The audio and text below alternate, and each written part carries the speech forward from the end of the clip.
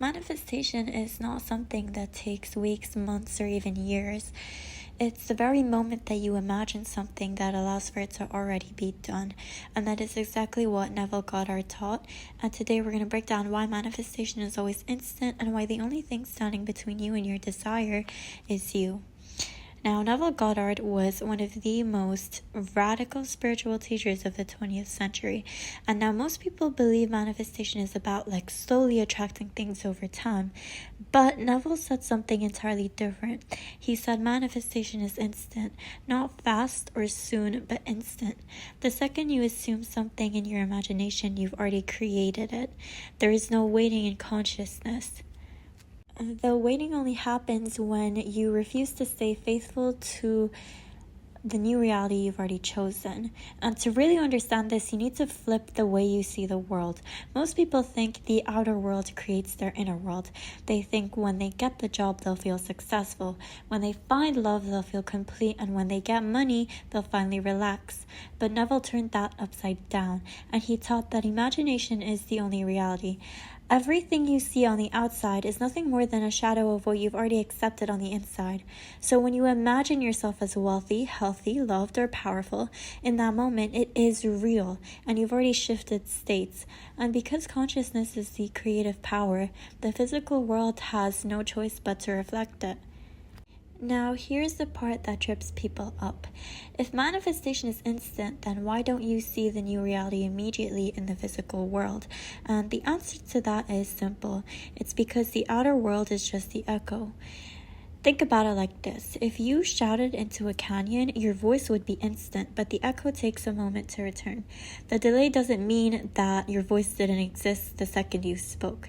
It was instant, but the echo is just the shadow of the sound. Manifestation works the same way. The second you imagine, it's done. But the outer world just needs time to rearrange itself to catch up with the reality you've already created. Neville had a golden rule. Assumption, if persisted in, will harden into fact. The instant you assume, the creation is finished. But here's the problem. Most people don't persist. They assume for a few minutes and then slip right back into their old doubts. They look at their current circumstances, panic, and undo their own assumption. And that is why manifestation feels slow. Not because reality is slow, but because you are wavering. And if you stayed loyal to your assumption, reality would be forced to catch up. So here's the truth. Manifestation is always instant. What takes time is your ability to remain in that assumption long enough to see the echo return. And this is where faith comes in. Faith wasn't about blind religion. It was about loyalty to the unseen reality. Can you accept something as real before the evidence shows up? Now, you'll find most people do the opposite. They say, I'll believe it when I see it. But Neville says that you'll see it when you believe it. Faith means you live from the new state, not towards it. You claim it now. You walk as if it's already true. And when doubt creeps in, because it will, you return again and again to your assumption. And that is the difference between having a wish and manifesting something. Now let's talk about something Neville called the bridge of incidents. Imagine this. You assume that you are wealthy, and in your imagination you feel secure, abundant, and free. Instantly that reality is yours. But in the physical world, life begins to rearrange itself. Maybe you meet someone who offers you an opportunity. Maybe you're guided to a new idea. Maybe a door closes only so a better one can open. All of this is part of the bridge. It's not random. It's the unfolding path that connects your old reality to the new one you've already claimed. And here's the kick. You don't have to figure out the bridge. You don't have to stress over the how. Your only job is to stay loyal to the assumption that it is already done, and the bridge will take care of itself. Neville's most famous practice is what he called living in the end. That means you don't wait for the thing to come. You live as if it's already here. You don't say, I will be rich someday, because that pushes it into the future. You say, I am wealthy now and I feel the comfort of it. You don't say, I will find love soon, because that's a longing. Instead, you assume you are deeply loved and your life reflects it. Living in the end collapses time. It affirms that manifestation is instant because in imagination, the end has already been reached. Now, one of the biggest traps people fall into is waiting. The moment you wait, you're pushing the desire away. Waiting says it's not mine yet, but if it's not yours yet, you haven't truly assumed it. And Neville's advice is to stop waiting and to start living in the end, because waiting is the mindset of lack, but living in the end is the mindset of fulfillment.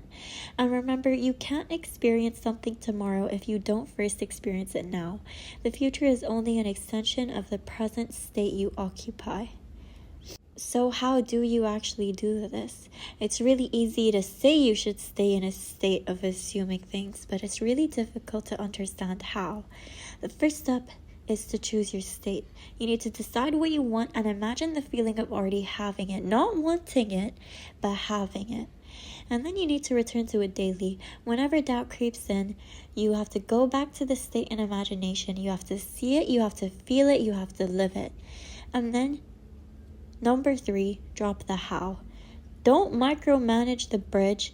Don't try to think of how you're going to get there or what's going to happen, because life already knows how to rearrange itself. Your only job is to stay faithful. If you do this, you'll realize that manifestation isn't about waiting for something to happen. It's about realizing that it already has. So why is manifestation always instant? Because the second you assume creation is finished, the physical world is just playing catch up. If you want to speed it up, stop wavering, stop waiting, and just live in the end. Neville said it best: imagination creates reality, and the moment you dare to imagine differently, you've already shifted. If this video inspired you, don't just nod your head and click away. Test it. Tonight, before bed, imagine one simple scene that implies your wish is already fulfilled. Feel it real, accept it as done, and then watch how your life begins to echo your assumption. I just want to say thank you guys for listening to me. Yeah. Hopefully you can manifest whatever you want. We'll see. I'm just gonna sign off now.